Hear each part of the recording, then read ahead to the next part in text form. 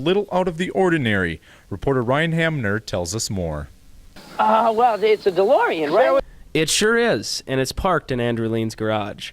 The NDSU freshman is the proud owner of a 1982 DeLorean.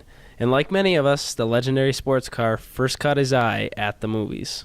I'm pretty sure the first time I ever saw a DeLorean or knew what DeLorean was probably the Back to the Future movie series. Are you telling me that you built a time machine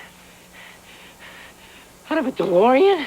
That was the most awesome car I'd ever seen in my entire life, and I knew someday I'd own one. The way I see it, if you're going to build a time machine into a car, why not do it with some style? It almost seems kind of ironic that they would choose a DeLorean for a time machine car.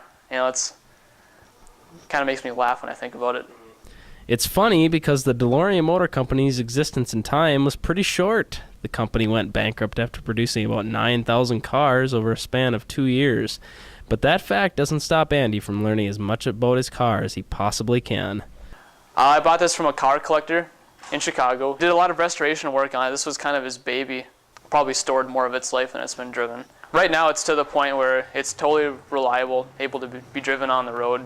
Andy's love for his car also influenced his decision to major in electrical engineering. It's a good major. At least I know it'll be able to help me afford, keep the car running another 20 years from now. I'm thinking about switching over to mechanical engineering, which would give me a lot more of an angle on the mechanics of the car and why it's designed the way it is. Andy performs all the maintenance on the car himself, especially after hearing about a fellow DeLorean owner's trip to the mechanic. He's talking about he had an engine problem, and they went to the front of the car and asked him to pop the hood on it, and they take a look at it.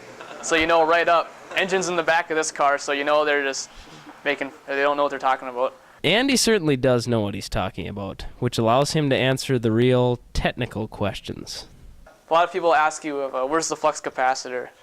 Flux capacitor.